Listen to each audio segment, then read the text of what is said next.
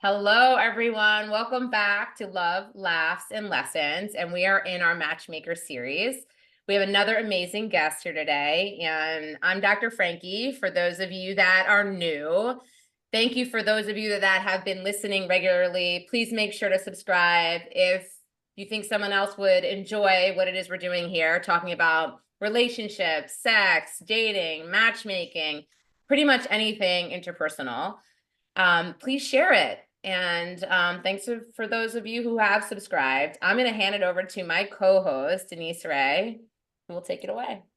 Yeah, thank you, Dr. Frankie. I'm Denise Ray, working with Dr. Frankie as a matchmaker and client service director, if you don't know. And we're so happy to welcome Amy Van Doran, who's the CEO and head matchmaker at Martin Love Club, a prestigious matchmaking agency based in New York City.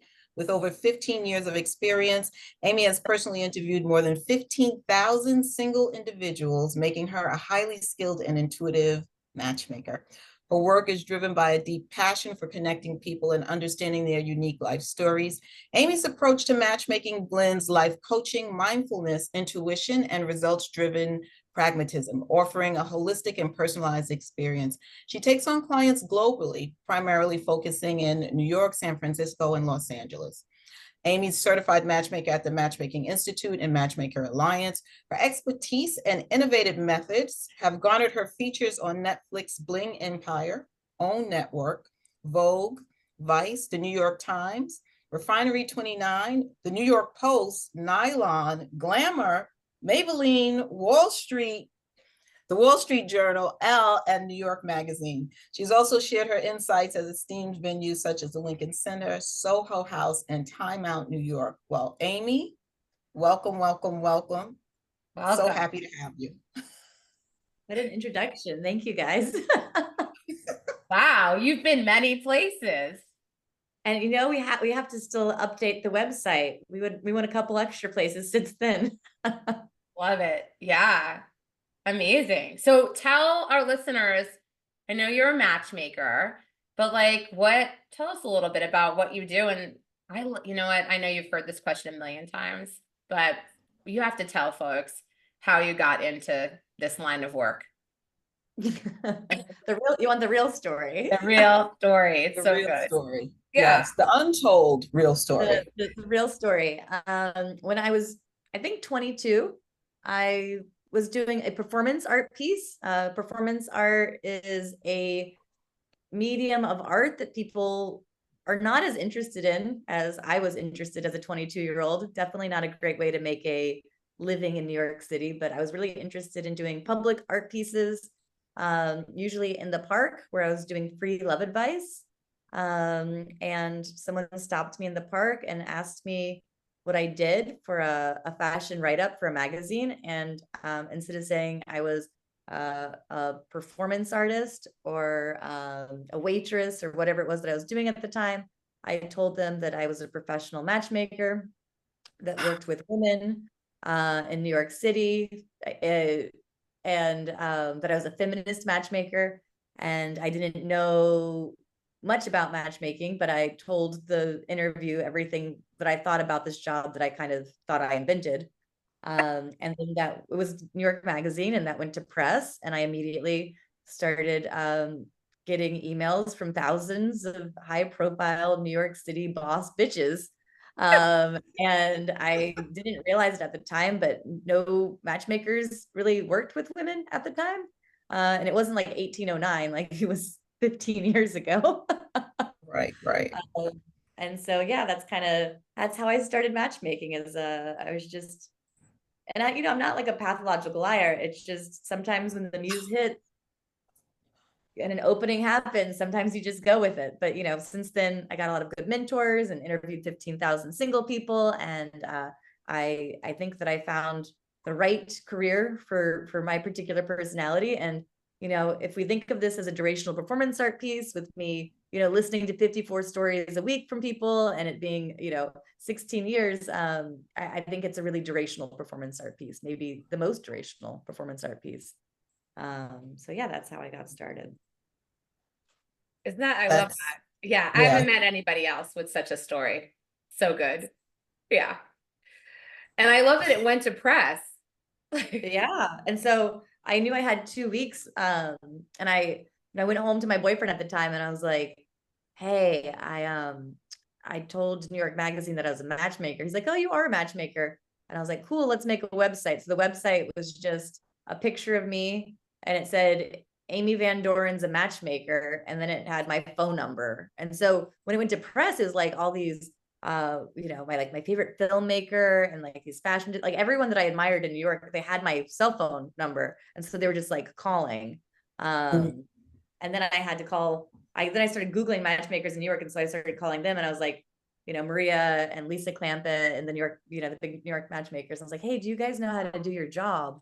And they're like, oh, we also at one point had to make it up. And so, it's a job that, yeah, you do have to kind of learn how to do what works for you. And it's all very specific to each individual. Yes. Yeah. Which actually, I got a question for you. So what's happening right now in Manhattan where I'm just seeing little clippets of it on social media where you're posting who you're looking for a client. And then all of a sudden, tell listeners what's happening because I want to understand too. I find it intriguing. Yeah. So, we're kind of hitting this fever pitch where people are totally burnt out with internet dating. And they want to be meeting in more organic ways. There's this guy in the East Village that has been posting this flyer of himself. He's looking kind of spooky. And the flyer says, looking for the perfect woman. And he's a spooky looking fella. And then he's like saying all the things that he's requiring from the perfect woman. Now he's been posting this flyer with his phone number on a teardown for like 10, 15 years. Oh my gosh. And so I saw the So flyer. he's really spooky. That's really, he's real spooky. And it's real. Like it's not like a whatever. And so then I saw him on the street putting up his flyers and I was like, supposed to work on my website to fix my SEO, but I wasn't in the mood. So me and Alexa, my assistant, made our own versions of the flyer. And so it's a picture of me and we made the hair orange, like my hair is orange. And it says, seeking acceptable men in New York City, open to dating women that are age appropriate. You don't have to be perfect already, but you do have to be interested in becoming better. No major personality disorders, date within a 10-year range. And so then what happened? So this goes to the street. It's been really fun. And then lots of people have been putting flyers of themselves, searching for, and everyone's kind of everyone started putting flyers of themselves on the street. And some people are funny, and some people are really earnest, and some people are trying to sell comedy show tickets. But now what's happening is people are on the street and we're putting up our flyers and we're all talking to each other while we're flyering our own faces. And so there's becoming a little bit of a single scene in the East Village of New York where we're all just hitting on each other while we're putting up flyers with our face. It's crazy. Is this on one wall or one pole? What? No, and then so and there's turf wars now too. There's this one guy that I thought was kind of cute, and so I put my flyer next to his face, and then there's another person, and she's putting her flyers and correspond. We're the conversation, almost like an art gallery, but the flyers are all in different places. That's so cool. So like a regular leaflet, I lost my puppy, I lost my dog, right? Right. Stapled to a pole or taped to a tape, yeah. With tape. And how long has this been going on now? I've been enjoying myself. I find it to be a stress relief, right? In between matchmaking meetings, you get kind of disembodied. You go outside, the sun is shining. Yeah, we've been kind of involved with this particular antic for the last 2 weeks. I love it. I love it. Any matches? Are you hearing about any dates? Exactly. Oh my gosh. It's just single women emailing me being like, us too. So is there a scarcity of men in New York that aren't creepy, weird? Yeah, spooky. I think there's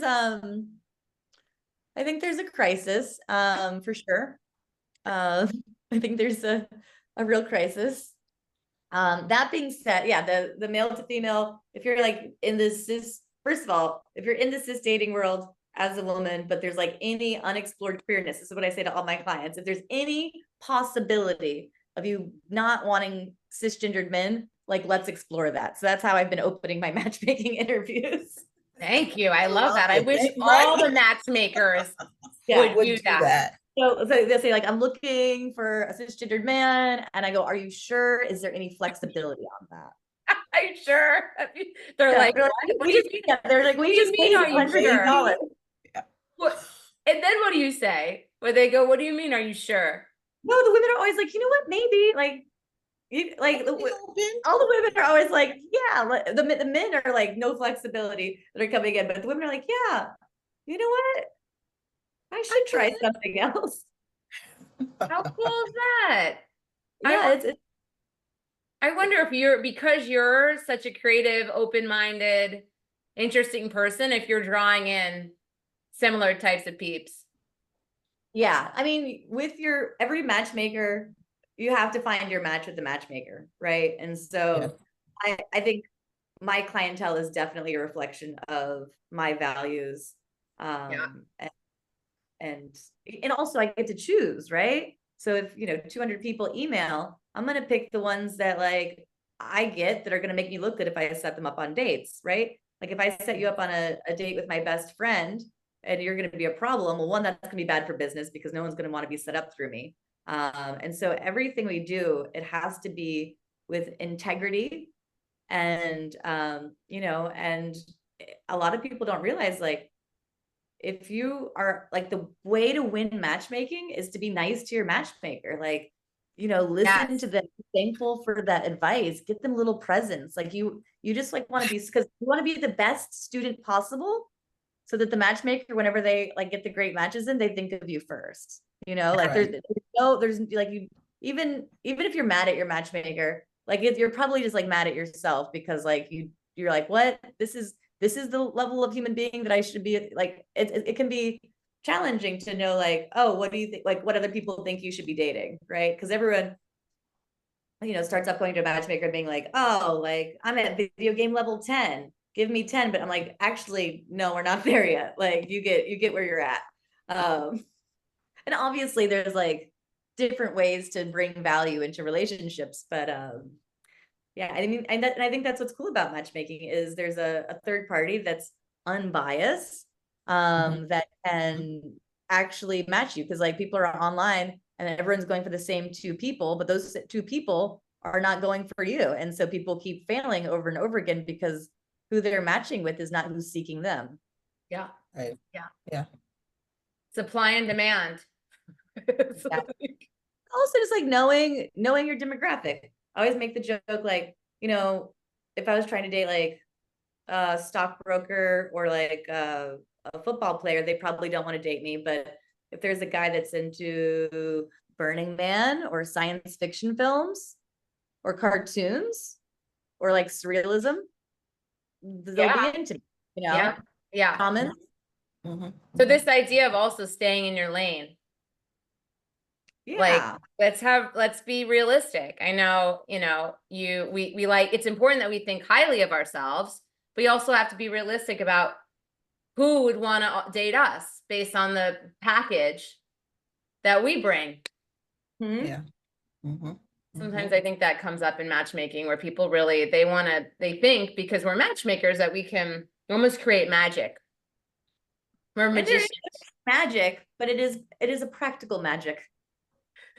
Yes.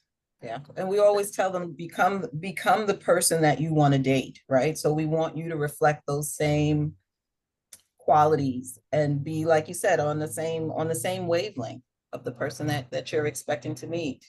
Yeah. But how do you tell people or have them recognize that they're trying something that may be out of their league?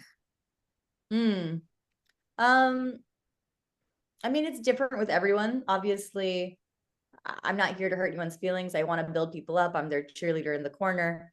I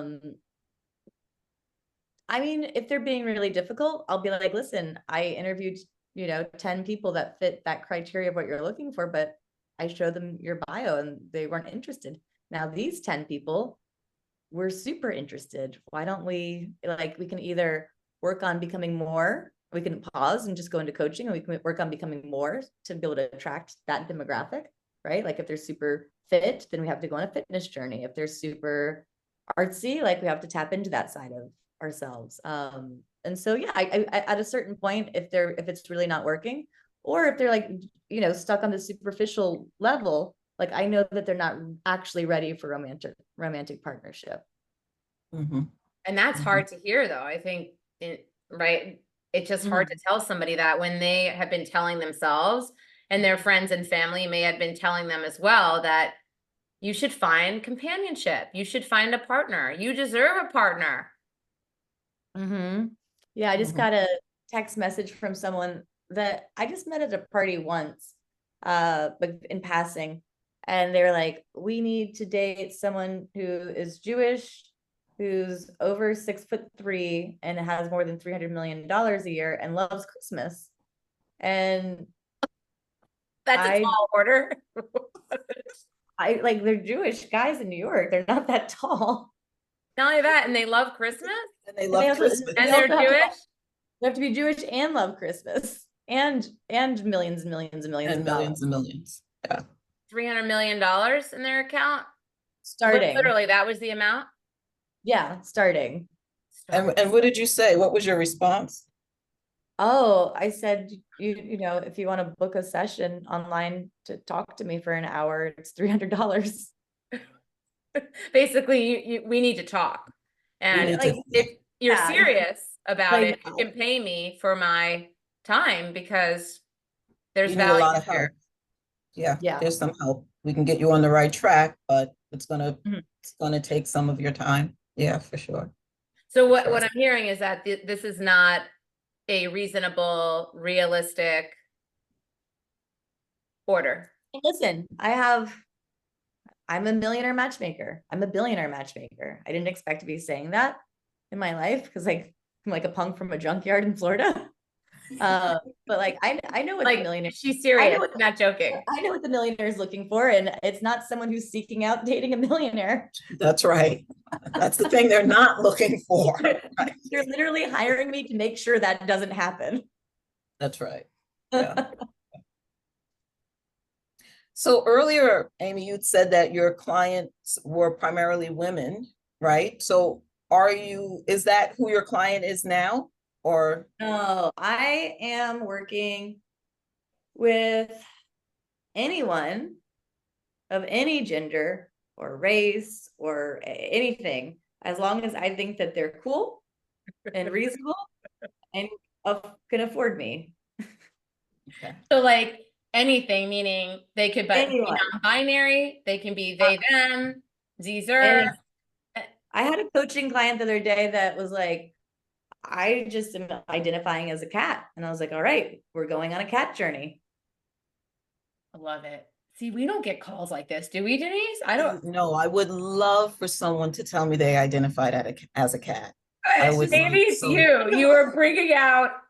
Then you get to, like, and then I get like a bunch of books and I'm like, all right, like every single time I get to do more of an outline thing. It's like really exciting because I get to get into that wormhole. And as you know, as Dr. Frankie knows, like I love a wormhole. Amy just makes me smile and laugh. I don't even there's, oh my gosh, such a bright, interesting light. Like I haven't not met anybody like Amy before. And I've met a lot of people. You haven't gotten like any furries or people that are no longer identifying as human? No. Oh, you're especially, I've met very unique, interesting people. But no, I think you're otherworldly. Like I don't even, you're like, you're here with us, but I don't even know. And this is all complimentary. I don't even, Oh, I don't mind. I think that's why I love this job is I'm like an alien visiting Earth. And I'm like using these matchmaking interviews to try to like glean what I can learn from the humans. I think that's why I've done so many matchmaking interviews. I'm like, so what do you eat? Exactly. I see that. Yeah. How do you make a living? A family. What's that? Like, I'm just like gathering data on like what it is to be a person. And I think that people feel very comfortable because they know that I'm like, I don't have any real attachment to like a specific way things should be. And so like, oh, we can tell the alien lady, whatever. So I met Amy for the first time last November at a matchmakers conference that goes on every year. And Amy and I have been in business about the same length of time. But we'd never met because I had never gone to a conference. And you show up at the conference and most people there are matching for heterosexuals. And it's pretty heteronormative, pretty there's not a ton of diversity. And there's Amy. I'm like, wow, she's so cool, so interesting. Need to know Amy. But there were like 100 people. It was so big. We didn't actually get to really hang out there. But so over time, over this past year, there's other conferences and we've been able to engage with one another. And I so appreciate your uniqueness. Did you see my talk at the conference? I did. And that's actually, I was like, whoa. What was the talk about? Do share. Well, so I had, my PowerPoint presentation didn't load. And so lately I had been thinking about wizards at the time. I love wizards. And I started, I grew up like with a very witchy family. They're all witches. And then I became interested in wizards because someone told me that wizards use psychology to help people on their journey to becoming their best selves. So they're just like generally helpful. And it's like, did it occur to you? You are an amazing singer. Here's a great singing teacher. So just like, I don't know. I just liked the idea of being a wizard. And so I think I pivoted my talk on that we were all wizards. And so my matchmaking talk to the matchmakers who, have like kind of been grimly tolerating me for the last 15 years was to tell them that they were all wizards. And so that was my big talk at the matchmaking conference. And she just did it off the cuff, extemporaneously. And it was Yeah. just incredibly entertaining. She made the entire room laugh. And it just different, right? She just presented, right? Her perspective. It's just different and interesting. So yeah, I find, and even your way of matchmaking is different. It's not the traditional like way in which people go about doing things, I think. Yeah. So tell us about that. Yeah, so my clients lately have been real, like a combination of like kind of spiritual, a lot of Buddhists lately, because I'm interested in Buddhism. A lot of like my friends from kind of these like conference that go to like very fancy conferences. And so it's like high-end Burning Man kind of people kind of at the verge of like technology or the arts and kind of a lot of geniuses really. And so their matches are going to not have typical minds. And so I've really been immersing myself in very like fringe communities. And so next week I'm doing matchmaking in the Arctic with there's two shamans coming to, oh my gosh, there's two shamans coming on the solstice to open up a portal to planet 9. This was like a prophecy from this shaman from the Amazon. And then it's 100 like very successful tech CEOs and like with these shamans. And so I'll be matchmaking while they're opening a portal in the Arctic. Before that, I was living in a artist commune in a castle in the south of France. And so, yeah, finding people in these communities that are a little bit more experimental and a little bit really interested in kind of like what's next or the future has been, and so scooping up people from each one of these communities has been really interesting. And so the ones that I think are interesting, then we do the interviews and for an hour each. And then I kind of like my process and Alexa's process is that we're not so interested in what people are telling us they want, because like if it was going to work, that would have worked already. And so it's kind of the way that like it's a lot of imagination and creativity. So I imagine them with everything I know in my head. I imagine them on a date. Would they laugh at the same jokes? If they have a house, will they decorate it together? Obviously values are important, but actually like there's something to be said about like style and grit and how you deal with adversity and humor, and the humor stuff and is really important. And so like my last client that signed last week, he's like, he really wants someone who's like kind of on his spiritual level. And that's not going to be, and not someone who's like walking around pretending like they're spiritual with like their beads or their yoga mat, but someone who's like actually deeply integrated and very wise, because this person's very wise. And that's so exciting for me, right? Like they're not like, oh, they have to be this size or this color or this whatever. You're just like, yo, I just like want someone who's like climbing the mountain with me. And so to be able to Yeah. match make that kind of thing that you would never be able to predict from like, Mhm. you know, a spreadsheet, I think is Right. really, really, and because it's such a clear, because I really understand him as a character, his match is going to come in very clearly to me as well. That's right. You'll know when you've met them. Yeah. Yeah, that's pretty cool. That's so nice. I And like it. I are you like it, working with Amy. folks from all over the Yeah, country, the all world? over. Yeah. I mean, we got a lot of like digital nomads, or people that are geographically flexible, which is good because like if you know, there's like with the heterosexual, you know, there's more like I can bring in men from San Francisco for the New York ladies. I can bring in my Mexico City friends. Like you know, it's nice to be able to match based on like, you know, people that are also kind of in this movement place. Yeah. What's one of the hardest matches that you've ever done? Or has there even been something that was hard? Oh no, you know, it's a joyful struggle. Hopefully, it's hopefully a joyful struggle every moment until people find their match, right? And some people don't find their match. Um, you know, it's hard for me to talk about these things without getting too specific. Um, but yeah, I've worked with people that I really loved, and I did the matchmaking for free or nothing because they had certain like developmental or physical challenges, and Mhm. you know, and so that was like heartbreaking every time I wasn't successful with those matches. Um, or like, yeah, there's or like if sometimes I'll see someone and I really love them and I want the best for them, but they're so programmed to dating toxic people. Whenever I see them going back to their old relationship because they're afraid of aging. Yeah. That's always really challenging. I mean, yeah, I mean everything, and also like, you know, we hear all the stories.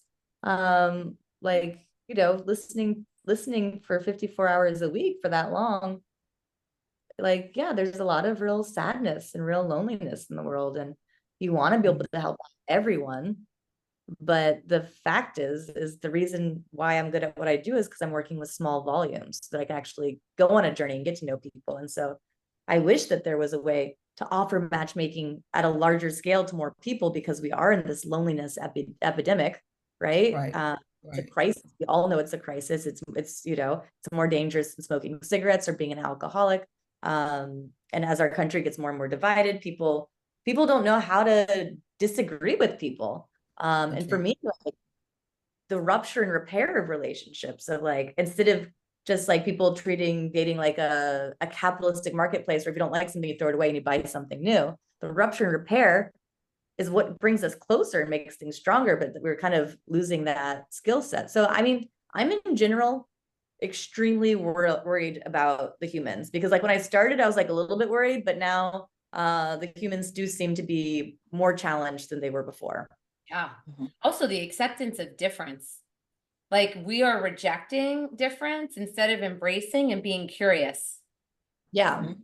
And it's, you know, it's a lot of the people that are coming into me that are different, that are rejecting difference, right? Like it's one thing to be Right. like same, you know, blonde, bachelor, whatever. But if you're not that, it doesn't make sense to demand that someone be like a tall, rich Jewish doctor, you know? Right. With $300 million in their account as a Mhm. baseline. Yeah. So Yeah. yeah, we're getting in our own way. Yeah. And yeah, and we see that too every day with our clients. And you know, we're behind the curtain is the way that I describe our work. We're behind the green curtain. We know the inner workings of it all. So Yeah. And if they don't get what they want, they're like, you're a terrible matchmaker. It's like, well, actually, you've made it impossible for me to succeed. mhm, Absolutely. yes. Absolutely. Yeah. What advice do you have for singles? Let's just say singles in New York. Let's say female singles in New York. Female singles in New York. I think being open, not having a list, just kind of going in and just being curious about whoever's in front of you, because any person you meet, you can enjoy meeting if you're not going through the lens of like, oh, is this person good enough for me? Why are they single? If you go in with the sense of like, oh, this is a person, what can I learn from them? Just going in with that sense of goodwill rather than like, this is my match or not, I think is really crucial. And, you know, people that have been dating for a long time, it can start to feel like you start to believe that it's not possible. When you start to believe that it's not possible on the date, like it's not going to be possible. Like you do have to start every opportunity with a sense of optimism or joy. So whatever you have to do to reset that feeling, whether it is to hire a professional or to take a break or go to a yoga retreat or whatever it is to do to kind of reset the button off of that like negative narrative. But also just like enjoy yourself. Like no one's going to enjoy your life for you. And so like, don't think of it as like, oh, I have to find a partner. Just be like, I get to eat dinner. I love dinner. Oh, like, it's just like great. Like but just make sure that you're enjoying yourself. Yeah, I think that's, and I think, you know, like even since in November, when I turned 38 as a matchmaker, I was very freaked out about having become single. And I did a whole talk at the Moth about like how I became a single 38-year-old matchmaker. And that was my narrative. I was really bummed and disappointed with myself. And I started to take on this narrative that all the other matchmakers had told me and society had told me that like, it's not okay to be a single 38-year-old woman. But then I was like, wait, like I never wanted kids. I never, you know, I wanted an interesting creative life. And so I went away to this commune where lots of people are polyamorous, and I really enjoyed myself. And oh, I'm going to hold for this buzzer.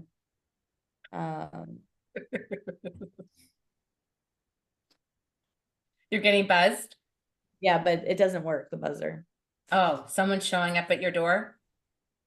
I think it's the mailman.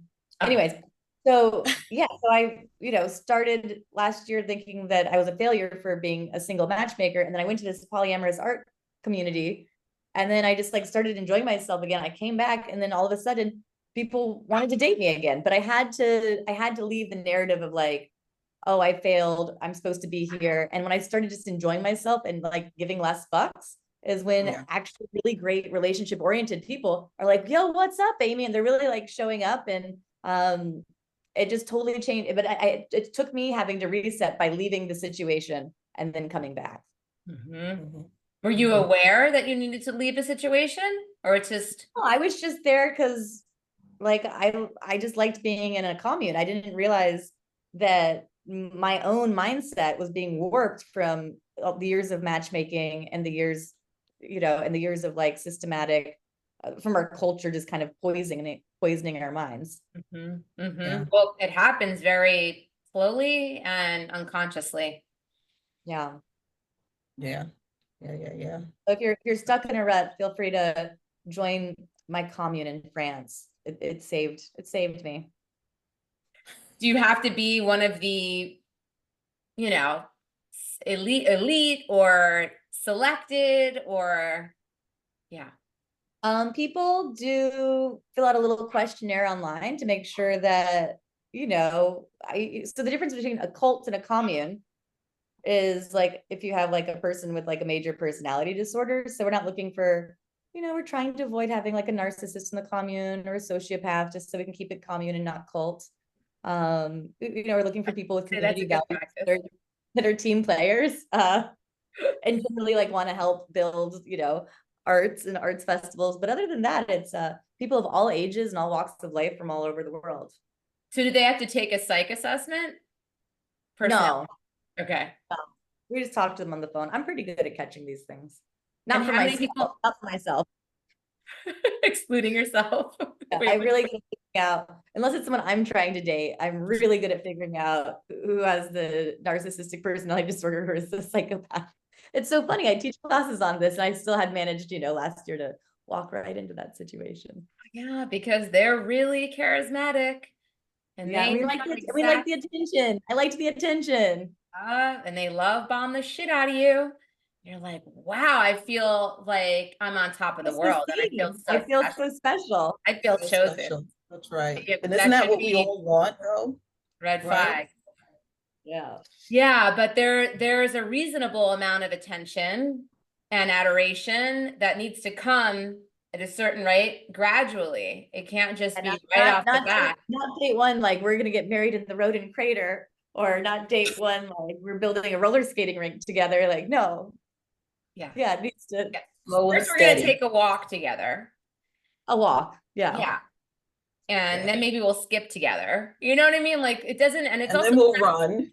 Yeah. and Slow run. and Slow. Everything should be gradual. It doesn't have to be this boring, what is it, the escalator? Like you get on the escalator of dating and then you get engaged Oh gosh, and I then you know. get so married boring. and then you have a I baby. know. It's like Everyone's like, I'm looking for a hard. serious relationship. And I'm like, don't say it like that. That sounds terrible. Say you want like a relationship with someone who wants to like invest and go on a cool, fun journey with you. But I'm looking for a serious, are they serious? I'm looking for a man. If I'm in a serious relationship, I am out. I'm Life is sleeping. too Serious. difficult, too The word long. serious is just a turn Yeah. on. Yeah. It's like ridiculous. Like we're human beings in this like ridiculous human being suit. And like we can't laugh about, like if we cannot laugh about how ridiculous it is to be a human being, then There's a the relationship's problem. not gonna work. Yeah, absolutely. So true. It's so true. So So what are things some of the singles should look out for? You said love bombing. Dr. Frankie is one. What else? Um, anyone who's mirroring back your interest and personality to you, so you're like, oh, we're so connected. They're into the same stuff, but really they've just done a lot of research and are kind of code switching in order to seem more like you. I think that's one thing to look for. What else? That's kind of scary. yeah. That's freakishly scary. Yeah. Like Yeah. you're perfect. You're just like me. We're so compatible. We're meant to be. Yeah. Right. Don't ever Yeah. like if you have orange hair, don't date a man with orange hair. That's weird. Or if he didn't have orange hair and the next day he shows up with orange hair. Or if he's like, I love little poodles. You're like, Mm, no. yeah. No. Anyone Because Amy has a beautiful little poodle. For those listeners who Yes. aren't watching, they're listening. Yeah. anyone who tries to take you away from your community and kind of just do everything one-on-one, stay clear of that. Isolation, equal control. What Mm-hmm. else, Frankie? I feel like this is a good one for you. Oh my gosh, there's so many things to steer clear of. I don't want to scare people, but the most important thing is to listen to your gut. We doubt our gut. Just like get quiet and ask yourself, like, how do I feel around this person? Am I feeling joy, excitement, curiosity, And don't confidence, comfort? and don't Yeah. and don't confuse anxiety with Yes. romantic attraction, right? So if you feel nervous, it might not be a crush. It might be like a warning sign, like get out, you know? Yeah. It's not like those nervous butterflies. Nervous butterflies are very different than I'm Fear. uncomfortable. That's Yeah. right. Yeah. There's something about this person that's making me uncomfortable that has nothing to do with my attraction to this person, right? It's like there's Yeah. something here. Yeah. What about the good stuff though? Like, so what I'm finding is that the good things are the things that our clients are not paying attention to anymore. Like I had an amazing time, but now they're going to negate the amazing time and start this checklist of, but Yes. this, and this was off. I mean, kindness. People are, you know, the number one thing you should be looking for is this person kind? Are they dependable? Did they show up? Do they pay attention? Do they listen? That might not make them the most exciting first date, but you know, people that are exciting first dates are not if you want like a monogamous relationship, that's not who you want to get married to. Yeah. You know, Honesty. people that open the time, that show who they are rather than tell you who they are. Yeah. Mm-hmm. You want to pay attention to inconsistencies, but that's not that's staying on positive. But yeah, just anyone you feel like you can be yourself around. Yes. Yeah. Yeah. Do you know, there are so many dates that have that. And again, it's not enough. And that's what breaks my heart. Like when two people meet and they both give me this like amazing feedback about one another. Oh my gosh, they were an amazing person. but I didn't feel a connection, or I didn't feel chemistry, or I didn't feel like when I walked away, I wanted to see them again. What do you do with that? So I think I told Dr. Frankie about this. I had gotten into a wonderful position to get to matchmake my hero, this woman that's 64. And I think that she's an enlightened being. She's everything that I've ever wanted to be in a person. And she emailed me and I was like, wow, I knew that maybe one day I would talk to this person, but I didn't expect it to be in this way. And I set her up on a date. And, there's not a lot of like great 60-year-old men in New York City that want to date age appropriate. I set her up with a date with an amazing, kind, thoughtful, cool individual. And she hadn't really dated since she was young. And so she's expecting the men to look like when she was 20. But time had passed. And so she's like, oh, he was amazing. I just don't think it's going to be super sexy. And I was like, listen, the guys that look like they aren't good in bed are the guys that are good in bed. And you had a great time, please go on a second date. And then I didn't hear from her for a couple of weeks. And then I got an email saying like, she's never been happier. It's the best sex of her life. She's having her sexual awakening. And, she's so thankful that I made her go on the second date. Just always go on the second date. Like, Yes. because no one's really themselves. Like on the first date, like, it's just like two masks, it's two egos. And it's been every time that I've insisted someone go on a second date, it's turned into a relationship. Because I don't insist unless I really feel like it's the thing. Strong about it. To tell your client, listen, I get one card to pull, and if I pull the card, you gotta do it. And they normally do. And they Yeah, good. You got to do it. You got to do it. Yeah, you got to listen to us. We know a lot about this stuff. So it's like, they're coming to us because what they're doing isn't working. So like, trust that we know what we're doing. And literally every person that got married, is that true? Yeah. Every person that got married, the people were like, had a good first date. They were both on the table about going on the fence because they were similar, right? So there's no fear, there's no anxiety. Like it's an actual meeting. And there's always the people that were like, oh, I don't know, they're really great. And I was like, please go out again. Those were the people that got married and that are happy and built a real life together. That's good. That's really, really good. I hope everyone is listening. Yeah. That second date, that third date, that fourth date could get you there. You could be missing something if you don't do it. And just because you go on a couple dates with somebody doesn't mean that you're in love with them, that you're committing to being with them for the rest of your life. I think that's the scary part for people. They're like, what if? Yeah, you don't need to know that. I don't know yet. I'm on the fence. I'm uncertain. I don't even think I'm really attracted to them. So what? You're just dating. Just say yes to a second date. Hanging out. I don't even call it dating. It's just like, I'm just meeting them. Yeah. That's right. I'm checking out the scene. Just seeing. That's a good reframe. Yeah. Take the pressure off of like dating. Take that word out of it. Just like, yeah, I'm just going to go and meet somebody interesting. Just going to go hang out. Yeah. Just hanging out. Like that. So Amy, how can folks find you? How can they work with you? Do you have a free profile opportunity on your website? Like tell people how they can engage with you. Absolutely. You can find us at Modern Love Club, like the David Bowie song, Modern Love, and then club.com. Yeah, we have a free database. I have exceptional people that we're always looking for all over the world. You can put yourself in the database. If you ever need a one-off just person to talk to, you can book a love session with us. If you want to hire us, you can just email us directly. We'll have a conversation. We don't work with everyone. We work with people that we think will be helpful with. And if you don't work with us, we'll help you find a matchmaker that's a great match for you. I have an Instagram. I'm starting to use it more. It's the handle is Modern Love Club. And yeah, we do lots of talks and conferences and yeah, so find us, be friends with us. Yeah. Love it. And we're going to put all the details in the show notes so folks can get it there too. If you're driving and you don't have a pen and paper right now. And yeah, check out Amy. She's rad. Oh, you're rad. I just want to be there and be, yeah, I want us all to combine into one. I want a polycule. I want a matchmaking polycule.